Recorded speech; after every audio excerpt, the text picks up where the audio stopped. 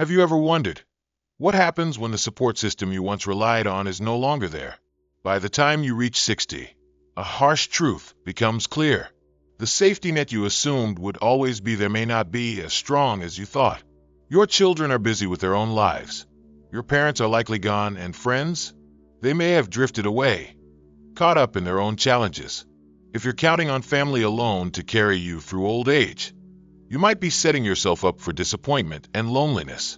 But don't lose hope just yet, because there are 5 key pillars that can help you build a life of independence, fulfillment, and happiness, whether you have anyone by your side or not. These aren't just empty words. They are real, practical principles that can ensure your later years are not about dependence, but about living with meaning and purpose. And here, you don't need to like or subscribe, but if you find value in this, share your story or simply type number 9. Because sometimes, one small action can help someone find exactly what they need. So let's dive in. Here are the 5 pillars that will not only sustain you after 60, but help you truly live. Pillar number 1. Health, the foundation of everything. If there's one undeniable truth in life, it's this. You can lose a lot of things, but once you lose your health, nothing else truly matters. When you're young, you take your body for granted. You stay up late, eat whatever you want, and assume you'll always bounce back. But one day, reality catches up. Stiff joints in the morning, breathlessness after climbing a few stairs, or worse, relying on medication and others just to do basic things. After 60, good health isn't a given. It's something you must fight for. Think about it. You could have money, family, and a home, but if your body fails you, do any of those things really matter? You've probably seen people confined to their beds, completely dependent on others. And the harsh truth, they didn't think it would happen to them either. Losing mobility means losing independence. And once you need help just to get out of bed, your freedom is gone. That's why the time to take care of your body is now, not later. The first step is movement. Your body isn't meant to stay still. It's built to move. You don't need to run marathons or lift heavy weights, but you do need to stay active. A short walk, some stretching, or light exercises can make a huge difference. The truth is, your body doesn't get weak because of age. It gets weak because you stop using it. And when you stop moving, you stop living. Next is nutrition. What you put into your body determines how well it functions. After 60, digestion slows, metabolism changes, and poor food choices start showing real consequences. Processed foods, excessive sugar, and unhealthy fats accelerate aging and lead to chronic diseases. On the other hand, eating whole foods, fresh vegetables, lean proteins, and healthy fats can help you stay strong and energized. Every meal is a choice. Are you feeding disease, or are you feeding vitality? And then there's sleep, one of the most overlooked yet powerful tools for longevity. Poor sleep increases the risk of memory loss, weakens your immune system, and even shortens your lifespan. Many older adults struggle with sleep, either waking up too often or not feeling rested. But sleep isn't just about rest. It's how your body repairs itself. Create a bedtime routine, limit screen time before bed, and make your sleeping environment comfortable. A good night's sleep doesn't just make you feel better. It keeps you healthier in the long run. Finally, prevention is key. Many people don't think about their health until something goes wrong. But by then, it's often too late. Regular checkups can catch problems before they turn serious. Get your blood pressure, blood sugar, and heart health checked. A single doctor's visit today could prevent years of suffering later. So if you want to enjoy the years ahead on your own terms, start investing in your health today. Move more, eat better, sleep well, and take control of your well-being. Because as long as you have your health, you have the freedom to live the life you choose. Pillar number 2. Financial security. Freedom and peace of mind after 60. You may not be working the way you used to, but the bills keep coming. The cost of living doesn't go down, and medical expenses, they only get higher. This is when you realize money isn't just about numbers. It's about freedom, security, and dignity. Without a solid financial foundation, you won't just have to cut back on the things you enjoy. You might find yourself depending on others just to get by. One of the biggest mistakes people make is assuming their children will take care of them in old age. But the truth is, your children have their own lives, their own families, and their own financial struggles. If you want to live comfortably in your later years, don't rely on others. Secure yourself first. Having enough savings to support your lifestyle without depending on family is the key to staying independent and in control. From now on, start thinking about money in a more practical way. If you haven't been saving, start now. It's not about how much you make, it's about how much you keep. And if you already have savings, don't just let them sit there. Put them to work through smart, stable investments like real estate, bonds, or other low-risk financial options. Even a small amount invested wisely can grow over time, giving you extra income without having to work for it. On the flip side, debt is your worst enemy in old age. If you still have debt, make it a priority to pay it off before you retire.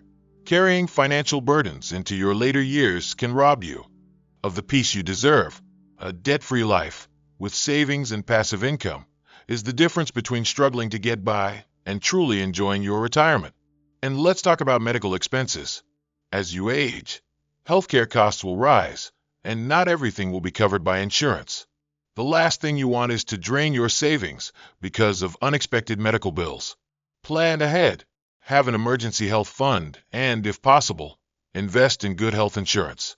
Because when your health starts to decline, money becomes the deciding factor in the quality of care you receive. At the end of the day, financial security isn't just about saving money. It's about having the freedom to choose how you live. A strong financial foundation allows you to travel, pursue hobbies, help loved ones, or simply enjoy your golden years without constantly worrying about money. Remember, money doesn't buy happiness, but it protects you from the stress that can destroy it. So if you want a retirement that is truly fulfilling, take control of your finances now. No one will secure your future for you. It's up to you. Pillar number 3, purpose. Keeping life meaningful after 60. When work slows down, children grow up, and past responsibilities fade, many people find themselves feeling lost. Without purpose, life can quickly feel empty. You've spent years taking care of your family, building your career, and supporting others. But one day, you wake up and ask yourself, what am I living for now? And if you don't have a clear answer, aging can start to feel like an endless cycle of waiting, repeating the same routines without direction. But here's the truth. Purpose doesn't disappear with age. It evolves. When your old responsibilities no longer define you, this is the perfect time to rediscover what truly brings you joy and fulfillment. Maybe it's a passion you once set aside, a skill you've always wanted to learn, or a dream you never had the chance to pursue. Now is your time. Many people believe that growing older means slowing down, but slowing down doesn't mean giving up. In fact, this stage of life offers something that you've never did: the freedom to choose what truly matters to you. Instead of watching time pass, get involved in something meaningful. Volunteer, mentor younger generations, write, paint, play music. Find what makes you feel alive and valuable. Your purpose doesn't have to be grand. It just has to be something that gives you a reason to wake up each morning. Without it, days blend together, and life becomes a passive existence. But with it, every day holds meaning. When your mind is engaged, when you're excited about something, you won't feel as lonely, you won't dwell on aging, and you certainly won't feel like you've become useless, because you haven't. Look around. Some people in their 70s and 80s are still full of energy, still passionate about life. Others seem to have given up, despite being the same age. The difference isn't in their years, it's in their mindset. People with purpose stay vibrant. People without it slowly fade away. So if you haven't found something that excites you yet, start now. It's never too late to live a meaningful life, because when you have purpose, age is just a number. Pillar number 4, resilience. Your strongest tool in life doesn't slow down just because you're getting older. By the time you hit 60, you've been through enough to know that challenges don't stop, they just change. Friends move away, loved ones pass, your body starts to feel different, and the world around you keeps shifting in ways that can feel overwhelming. But here's the truth. It's not the struggles that define your life. It's how you handle them. Resilience isn't about avoiding hardship. It's about adapting, staying strong, and moving forward no matter what. Loss is one of the hardest parts of aging. Whether it's losing a spouse, a lifelong friend, or even the full abilities of your own body, it can feel like life is taking things away from you. But resilience means focusing on what you still have. It means shifting your mindset from what's missing to what remains.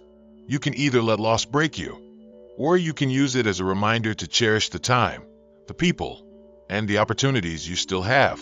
That choice is always yours. And let's talk about mindset, because your thoughts shape your reality.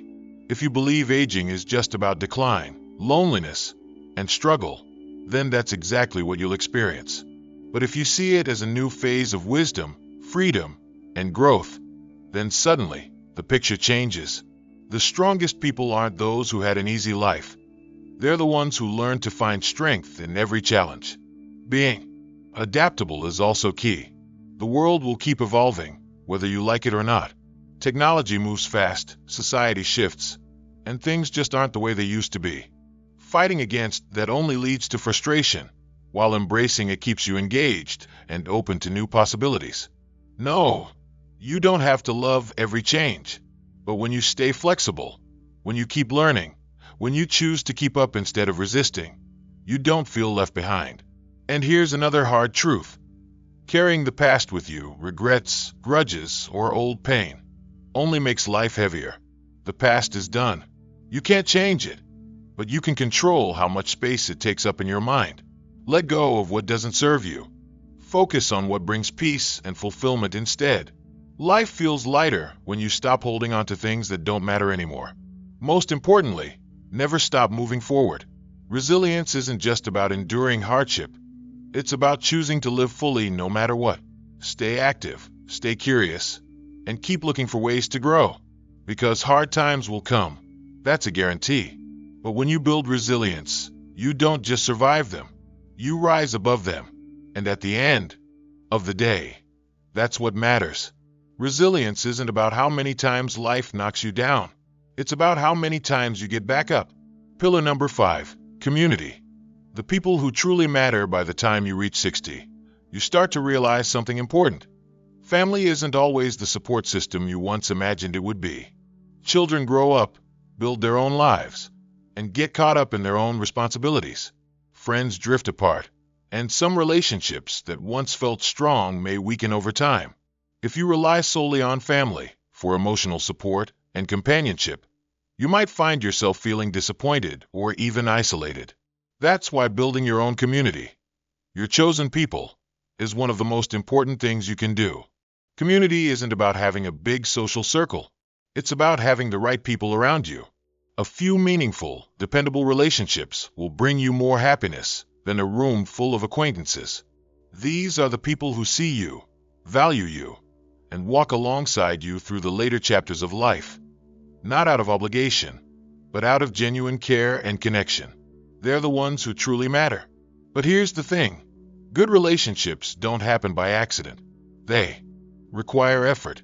You have to reach out, nurture connections, and be willing to invest in the people who invest in you. This might mean reconnecting with old friends, joining a club or group that shares your interests, or even making new friends in unexpected places. Some of the strongest friendships form later in life, simply because you meet people who truly align with who you are now, not just who you were in the past. At the same time, it's important to let go of relationships that drain you. Not every connection is meant to last forever, and some relationships become one-sided, toxic, or simply no longer add value to your life. There's nothing wrong with walking away from people who no longer respect or appreciate you. The relationships you keep should lift you up, not weigh you down. Having a strong community isn't just about emotional support. It also affects your health. Studies show that people who stay socially connected live longer, have sharper minds, and maintain better emotional well-being. Loneliness, on the other hand, can be just as harmful as poor diet or lack of exercise. That's why engaging with others, whether through shared activities, meaningful conversations, or simply being present for one another, matters so much. And don't forget, community isn't just about what you get. It's also about what you give. When you contribute to the lives of others, Whether through kindness, mentorship, or simply being a good friend, you create a deeper sense of belonging. Purpose and connection go hand in hand. So, as you move through this stage of life, ask yourself, who are the people that truly add meaning to your days? Who makes you feel valued, supported, and understood? Invest in those relationships.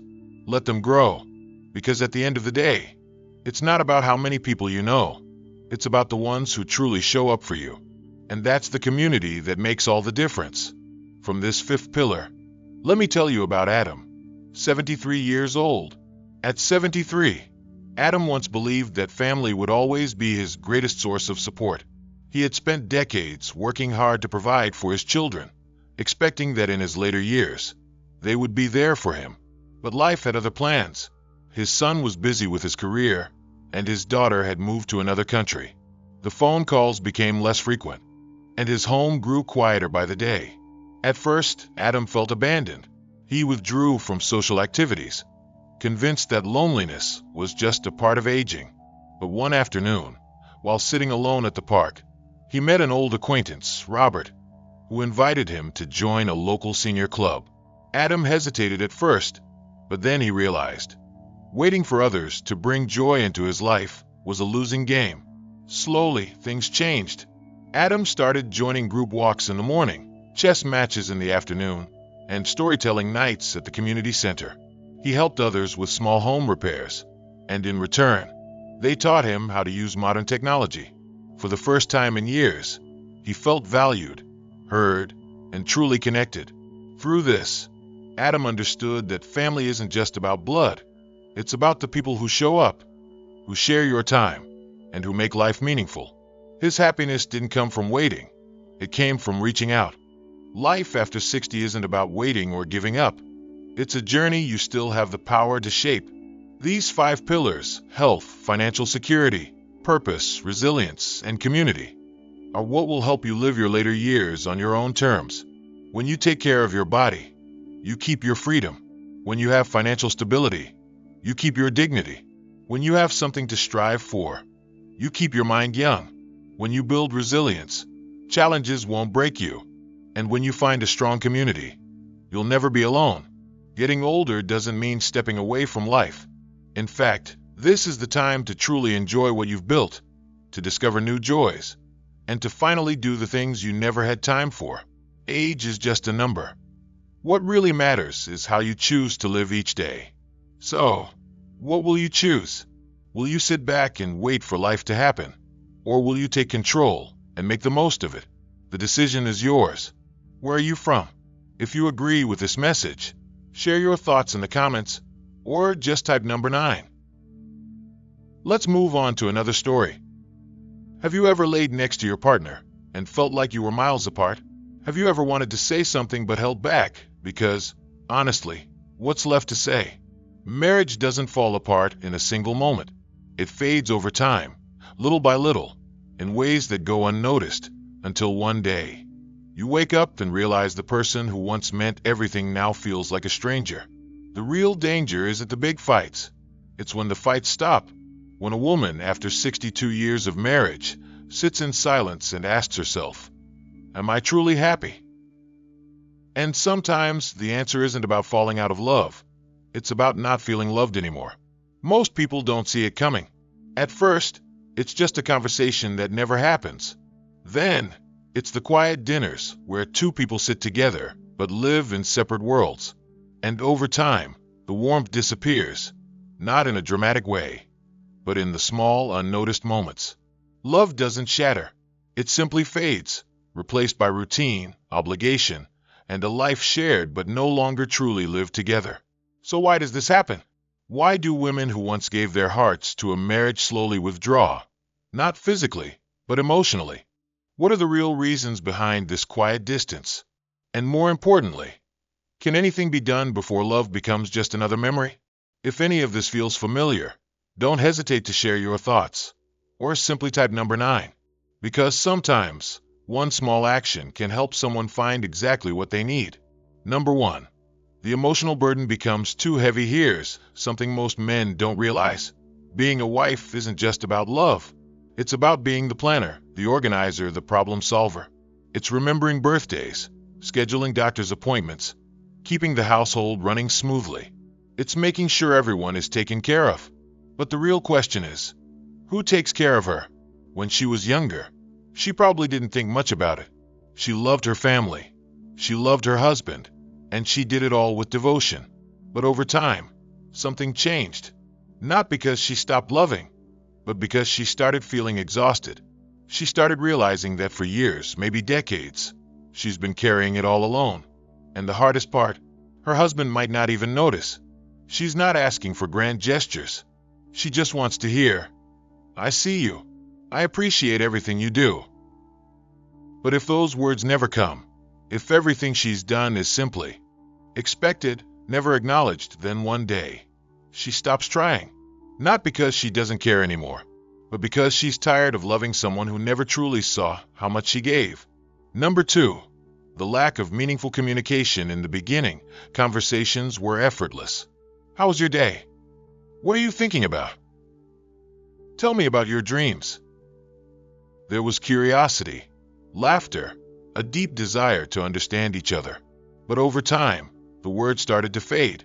The conversations became routine, about dinner, bills, errands. Or worse, they disappeared completely. She still talks, but does he really listen? She shares her thoughts, her worries, her feelings, but instead of engagement, she's met with a distracted nod, a half-hearted response, or silence. And after years of this, something inside her shifts. She stops sharing, not because she has nothing left to say, but because she's tired of speaking to someone who isn't really there. What most men don't realize is that women don't just need companionship, they need connection. They want to be heard. They want to feel like their thoughts matter. And when that disappears, it's not just the words that are lost, it's the bond. And here's the heartbreaking truth. When a woman no longer feels seen, she stops trying to be noticed. When she no longer feels heard, she stops speaking. And when she stops speaking, love doesn't end in a loud explosion. It just fades, quietly, until one day, the man she once shared everything with becomes just a person she shares a house with. Number 3, the never-ending burden of housework. It starts small. A sink full of dishes, clothes left on the floor, a messy table after dinner. She picks up, she cleans, she organizes, because that's what she's always done. But as the years pass, something shifts.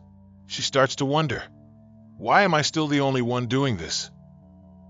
For decades, she's been the invisible force keeping the household together.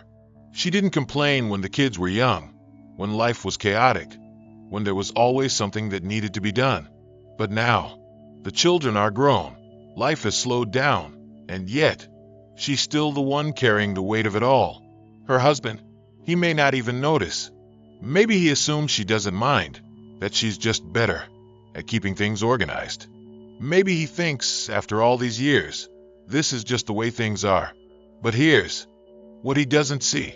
Every dish left in the sink, every task left for her to handle, isn't just about housework.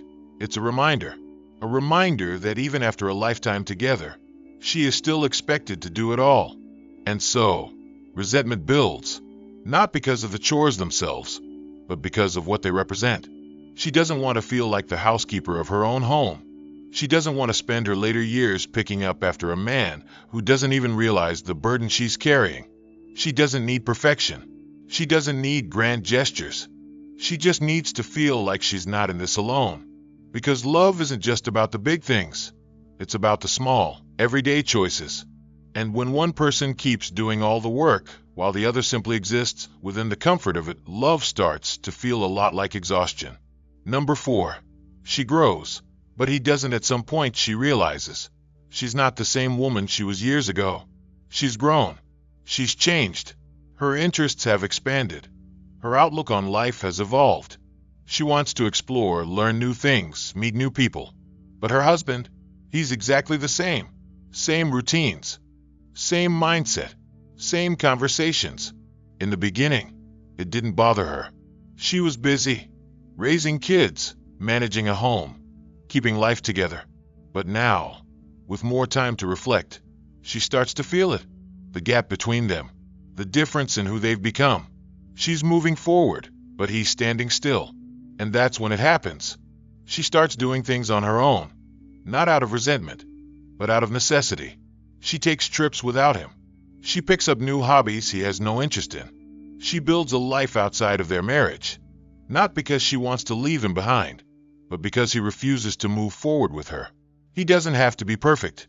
He doesn't have to change everything overnight. But he has to show up. He has to grow with her, not just exist beside her. Because the truth is, love isn't just about staying together. It's about evolving together. And when one person outgrows the relationship while the other stays the same, the distance isn't just emotional. It becomes a reality. Number 5, the loss of physical and emotional intimacy. At first, it's subtle. The way he stops reaching for her hand. The way he kisses her goodbye without really noticing.